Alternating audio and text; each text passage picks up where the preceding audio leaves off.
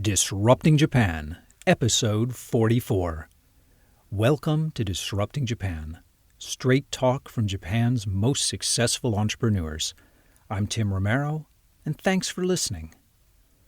When most companies talk about going global, they're usually talking about either expanding into foreign markets once they gain sufficient traction in their home country, or simply making their app available for download worldwide. To Miku Hirano and the team at Cinnamon, however, going global has a very different and much more modern meaning. Cinnamon has a core team of Japanese founders with primarily Japanese backers who founded their company in Singapore, hired a staff in Vietnam, and then moved to Taiwan to launch their flagship product. Now, that sounds like utter chaos, and I'm sure that at times it was. But when you hear Miku explain the process, it seems an entirely logical and even common sense approach, one where language barriers are easily crossed and relocating the company for a product launch is just part of the go-to-market strategy. And it seems to be working. Cinnamon's new micro-video sharing platform, Tuya, is growing rapidly. But I don't want to give too much away. So let's get right to the interview. So I'm sitting here with Miku Hirano, founder of Naked Technology and Cinnamon. So we're going to sit down and we're going to talk a lot about what you've done so far. But before we do that, tell us a bit about Cinnamon and the products you're developing now.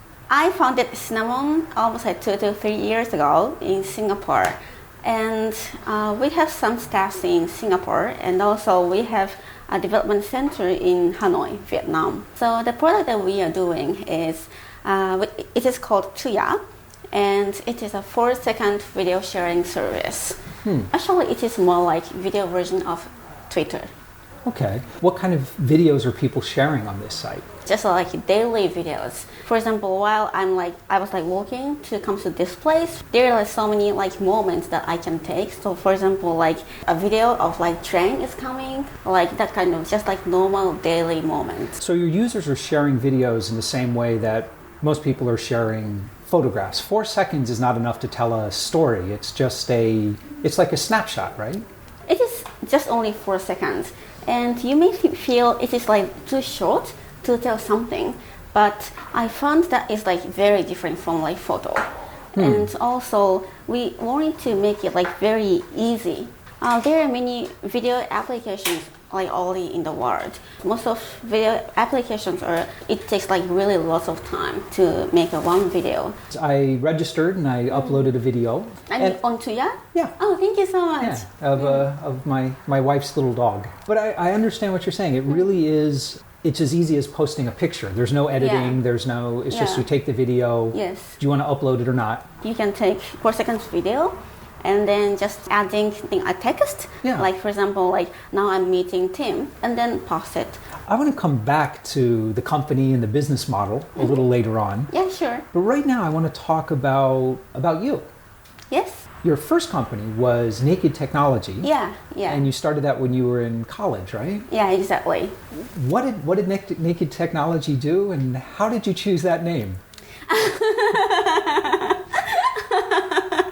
Yeah, that is an interesting question. So I was in college and my major was computer science.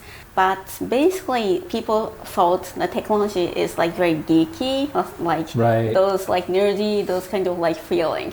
So I want to make it more feminine or interesting. Okay, yeah, so just to sound very different from... Yeah. So that is just the reason. Okay. Yeah. Well, it's a good name. Everyone remembers it. That's for certain. Yeah, it is very easy to remember.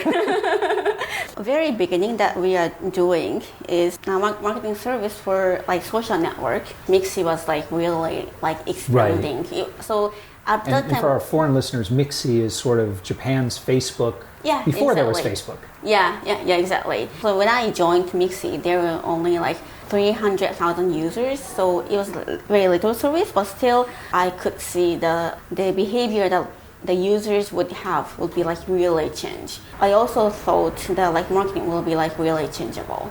Okay, so Well, it was an early platform for targeted marketing. but actually it failed very quickly. Why didn't it succeed, do you think? Definitely it was too early. And also the client could be only Mixi. Oh, so it was tied to the Mixi platform. Yeah, Ah, okay. yeah. But it worked out okay because they ended up buying you. There's more and more M&A activity happening in Japan now, and that's a great thing. But I've got to say, in general, Japanese companies don't do a very good job of integrating the M&As. What was your experience at Mixi once the acquisition happened?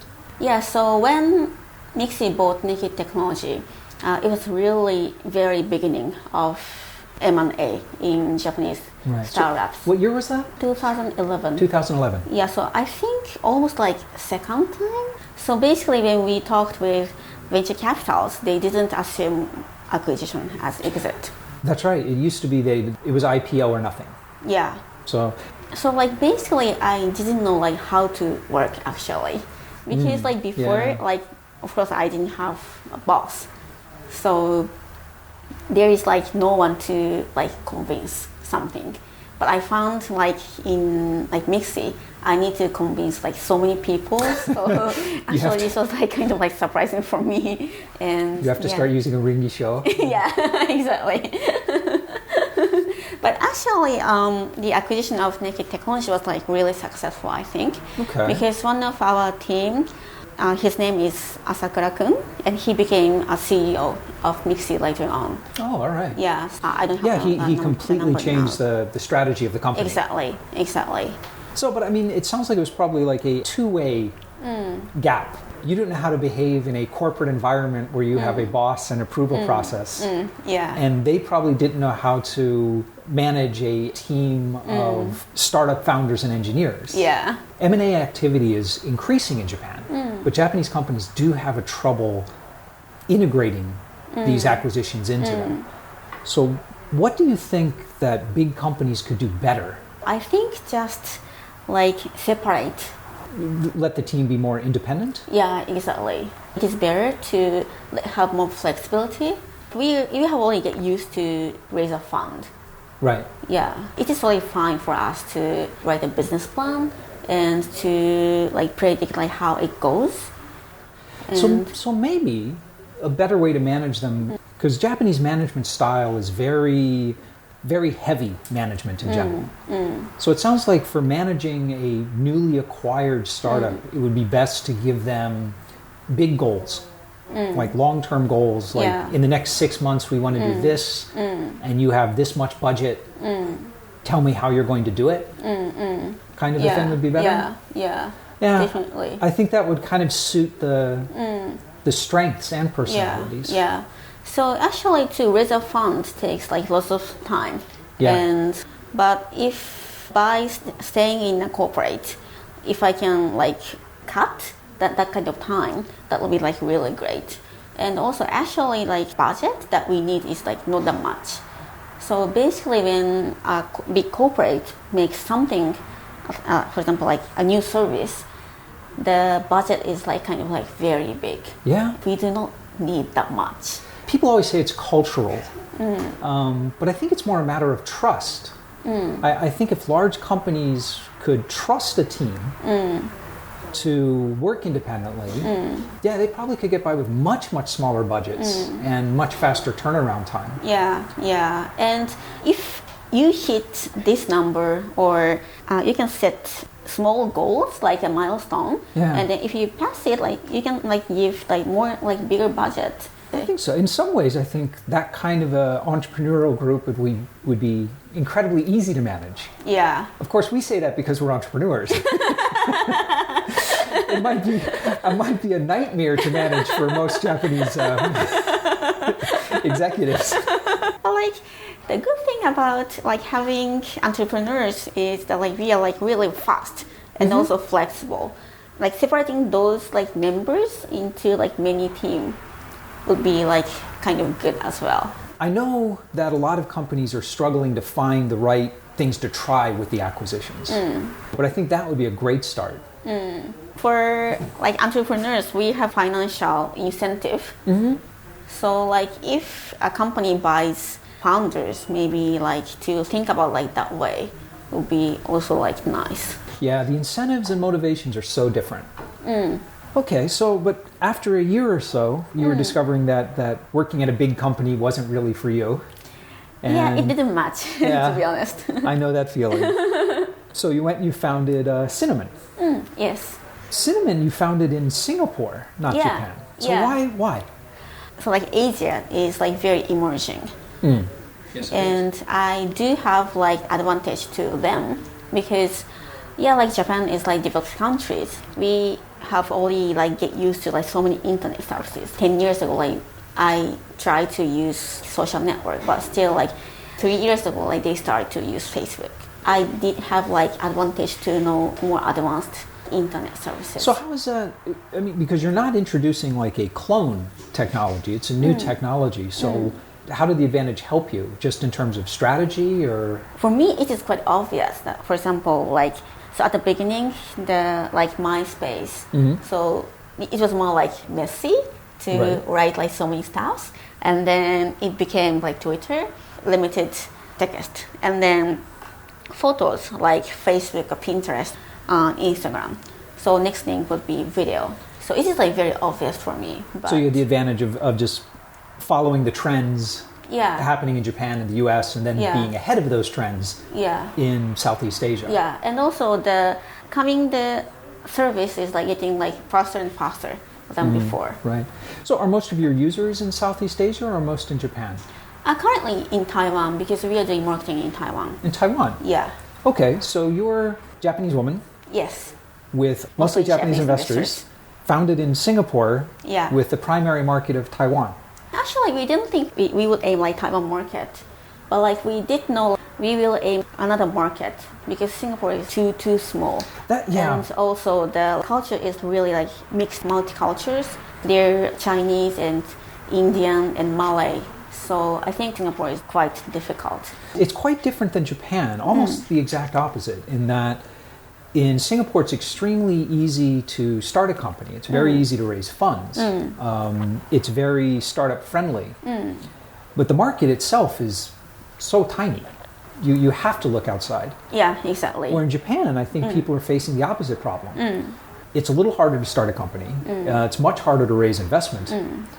But the market is huge. And as a result, many Japanese companies don't look overseas. Yeah, exactly. Actually, that is the reason that I registered my company, my second company in Singapore. Because like Japan is relatively big, not like as big as China or the US. Right. But still kind of It's big enough. And also the people spend so much money on the internet.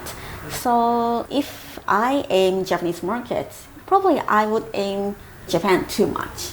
Okay, you get too comfortable. Yeah, too comfortable, and also like I'm Japanese, so I understand the Japanese culture like maybe a little bit too much. I would just like ignore outside of Japan. Did you found the company in Singapore more as a motivation for yourself, or to signal to the world that this is a global company? Yeah. Or was there like a simple business reason to do it? I selected Asia, and actually any place was fine to register a company. But as a foreigner, only countries that we can register a company easily are Singapore and Hong Kong. Recently, there's a real trend of Japanese companies. There's a lot of companies that are going to Singapore to raise money. There's a lot and moving the team there. There's a lot of companies that are going to America to raise money and moving the team there and leaving Japan. When is that a smart thing for startups to do? If you're Japanese and if you are in Japan, it is just like very easy to raise a fund. You can adjust the product to the Japanese market itself.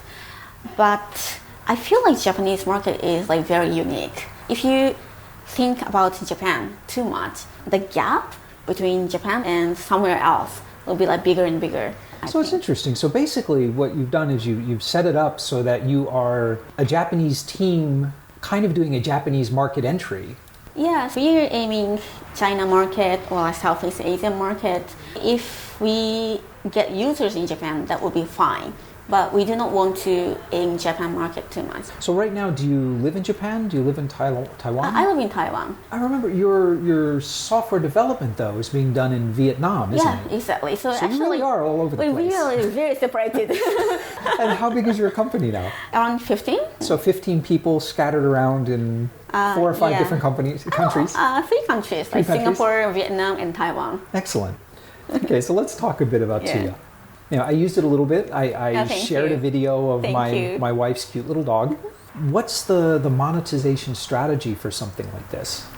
It is like Instagram. So basically, this is social network, and so you will have a feed of what you like people who you follow update. So it's to sell sponsored content and things like that. Yeah, exactly. While you're seeing the feed, one of them would be the advertisement video. Okay. And video advertisement is growing very rapidly. And are you focusing on a particular user demographic, a particular type of person, or are you going very broad? All different kind of people, because basically I would like to make an innovation what Twitter did on video world. Before Twitter, we'd have blogs, but it took a long time to write an entry, right? Yeah, it's a very different type of medium. So probably like 2 to 3% of population wrote articles. The rest were just like reading. So actually the user were like really separated to posters and readers. But Twitter restricted it only for 140 letters. So this made all the people write something. The gap between writer and reader becomes much smaller. Yeah, on Twitter there is like no gap between writers and readers. Okay. Yeah, so I want to make similar innovation on video world. Now basically it is like really hard and it takes lots of time to make one video. So the vision is to have everyone as a producer of content, everyone as a consumer of content. Yeah, exactly. So I want to expand the user base to like everyone. Let me ask you some big questions about Japan in general and startups in general in Japan. For your first company, when you were at University of Tokyo, you got some government support. There was Mito software. So I'm curious because startup founders tend to have very different opinions about government programs and government sponsorships. What kind of university programs and what kind of government programs do you think are most effective and most useful for Japanese startup founders? We got in total $250,000 US. It is like equivalent to the seed money. And that was a grant, an investment from the government? It was a grant. Okay, well that's very helpful. Yeah. We invested that money into the first company. You use that as kind of your seed round, right? Because after that you raised a Series A with what you built. Yeah. Hopefully that's exactly what the government wants people to do with that money. Go out and start companies. Did the connections and advice help from the program at all? Very much. Yeah, so actually before that program, I didn't think about founding a company at all. Oh, really? But my project manager in that program, Miku Hirano, who is CEO of Sony Computer Science Laboratory. Yeah, he's like the CEO of a big company, but still like he has his own companies as well. He pushed me a lot to start my own company. And also the community in that program, some of them were starting their own companies. So actually before joining that program, I didn't know like people who started their own companies. Aside from the money, it was very valuable from the connections and advice. Exactly. And are you still in touch with most of those people?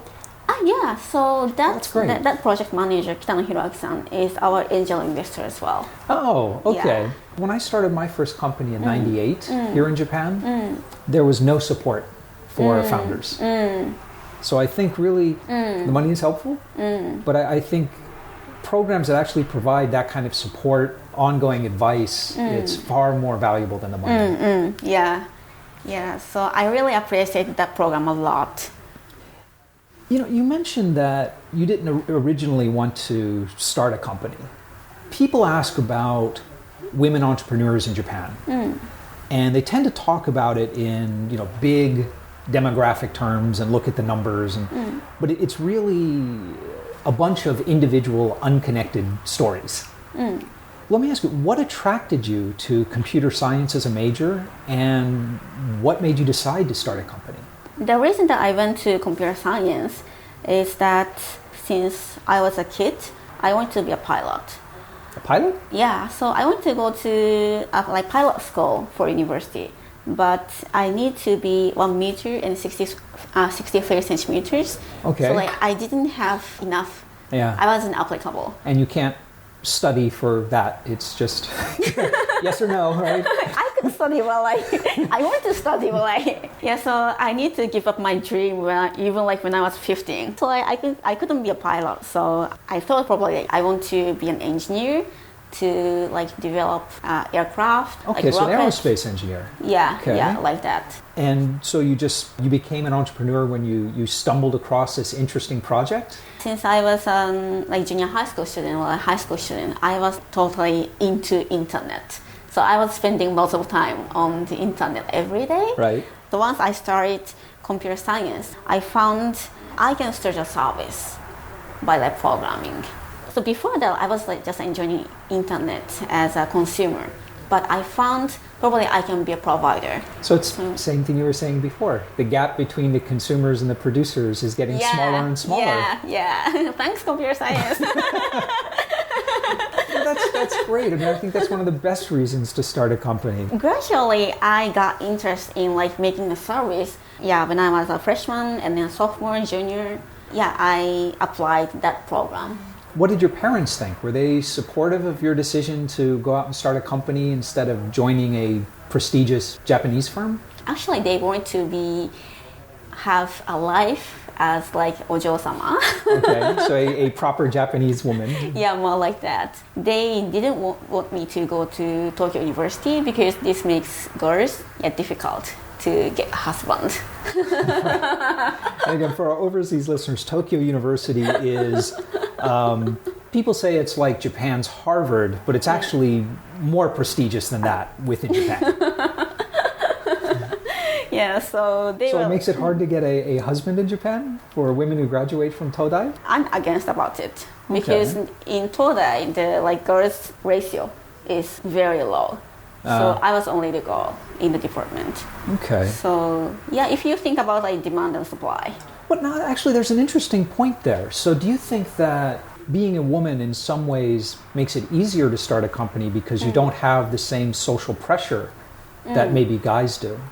Yeah, I think so. Yeah? So I do not have responsibility to earn money for a family.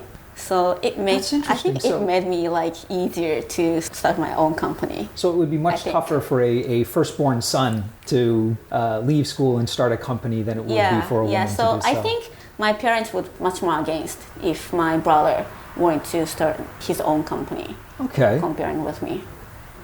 With so much interest in Japan now, especially college-age students, almost everybody says they want to start a company. Most won't, of course. What advice do you have for students who are thinking of starting a company? Differently, if they're thinking about starting a company, they should start their own company when they're a student. Why is that? Low risk? Because basically they do not have any risk. They can just hang around, or they can work as a part-time job, or they can start their own company. The older you get, the more difficult that you get. Right. Start a company, because once you get used to get a salary, probably you would feel scared to lose that. If you get married or have kids, probably you would feel more difficult to start. There's almost no better time to do it when you don't have responsibilities, you can live cheaply. And I think especially good universities are almost perfect place to find a co-founder. Let me ask you what I call my magic wand question. If I gave you a magic wand and I said you could change anything about Japan, Japanese society, educational system, the way people think about risk, anything at all, to make Japan better for startups, what would you change? I think to have more better examples as entrepreneur. So more role models? Yeah, people think that to go to big company, and to work there till they retire. Probably like this mix. So we do not have enough examples, or they are like a little too far. When you say too far, what do you mean? Like the gap is too big? Or? Yeah, the gap is too big. I've noticed this as well. So a lot of times, for example, a university student who looks at someone like Son-san or Mikitani, the gap is just too huge. They can't imagine. So you think it's just university students and everyone just needs to know about these thousands of other startup founders that are out there doing it? I was really lucky. So I was in the community of the government program, right? Right. And I could meet entrepreneurs who found their companies a couple of years ago. So they are more like early stage. Okay. So I could see like good examples as myself. So maybe someone 3 years later. just a few steps ahead of you. Yeah. Not too far, just can help you. So actually I feel like by looking at them, they can do it, so maybe I can do it. Actually, that makes sense. In fact, I think you can probably learn much, much more from someone who's only a few steps ahead of you. Yeah. Than you can from someone who's way, way ahead of you. Yeah. So actually, like any conference people tend to invite those big names. Right. Yeah. Right. But even if I like meet Son-san or Mikitani-san, like I don't know what to do. Exactly. I don't know the next action. Well, and also, if you met Mikitani or Son-san, it's been so many years since they were in your situation. They might not remember what advice to give. Yeah, so it would be wonderful. And we're starting to see a much better startup community forming in Japan. So it sounds like your magic wand is slowly already happening. Yeah. And hopefully more so very soon. Yeah. Hey, listen, before we wrap up, is there anything that you want to talk about that we haven't talked about yet? Yeah, so about my product I want to talk about. Okay, let's talk about Tuya. So after I started Tuya, I found I can almost experience someone's virtual life. Each video is much more powerful than just a photo. Yeah, I've noticed that too, just using it. 4 seconds of video doesn't sound like much. Yeah. And it's not much, really. But it is somehow much, much more engaging than a still photograph. When I'm thinking about it now, we humans, I think, are kind of programmed to notice motion. Yeah. So do you think it's just that deep human response saying, wait, something's moving, I want to look at it? Yeah, of course. Like, if something is like moving, of course, like our eyes go to that, right? And so on Tuya, like everything is like moving, so we feel that is like really real. And also, I found with a video, it is much more difficult to pretend something which is not. That's true. It's very clear what's happening. You can't get that really careful angle and everything. Yeah, exactly. So for a photo, maybe like you can try to find the like super best angle. With a video, like it is moving, so it is more like real. If you see my timeline, you'll see like what kind of life I'm really sending in Taiwan. Right. Like virtual life. If a lot of that interaction is that deep human reaction to movement, how do people engage with the videos? So I've noticed you have buttons for like very quick feedback. Yes. But do you get long discussions happening around the videos, or is it more of a quick and it streams by? Or do people really engage and discuss them? We're encouraging users to send comments a lot. We have 3 quick comments buttons. They are like wow and like it and So like you can just like tapping. We don't assume that like they should have a conversation. Wow, so where is this? Oh, this is Ginza, or that kind of like very like detailed communication. They're more like quick, just but like many. Sharing an experience. Yes. Excellent. Yes. Your focus now is in Southeast Asia. Are you planning on? Like we are focusing on Taiwan now. So you're planning on launching in the U.S. or in Europe? Basically, like we're just like putting it on App Store. So that you can download it. But okay. Well, hopefully a lot of people will. Yeah, please. Please download Tuya. Excellent. Yeah. But like Taiwan is like very like mixed culture, as they are affected from like Japan, of course, and of course like mainland China. The culture is a little bit similar to Southeast Asia. So I think like Taiwan is a very like good place for like to do like test marketing first. Okay. So that is the reason that we selected Taiwan. Hey, well, listen, thanks so much for sitting down with me today. Oh, thank you so much really for interesting inviting. Thank you. And we're back. I think one of the most interesting points that Miku brought up is how the difference between producer and the consumer is slowly going away. And I think to a large extent, technology has always had this effect.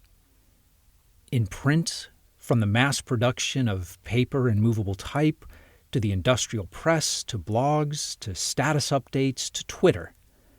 In music, from live symphonies to the phonograph, to cheap CD duplication, to inexpensive digital recording and distribution. At each step of the way, content has become more egalitarian, but also, and necessarily, more shallow. And that's not criticism. We still have people writing books and even opera.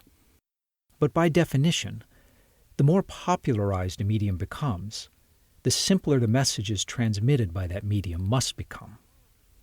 And in a sense, Cinnamon's Tuya is perhaps perfectly designed to be the most egalitarian form of video content, one that has far more in common with a casual pick than a movie. I think we'll be seeing a lot more of Cinnamon in the future, and we'll probably be seeing it in little 4-second bursts. If you've got a 4-second story you want to share, or maybe even something a bit longer, about startups and going global, Miku and I would love to hear from you. So come by disruptingjapan.com/show044 and let us know what you think. And when you drop by, you'll find all the links and sites that Miku and I talked about and much, much more in the resources section of the post. And most of all, thanks for listening. And thank you for letting people interested in Japanese startups know about the show. I'm Tim Romero, and thanks for listening to Disrupting Japan.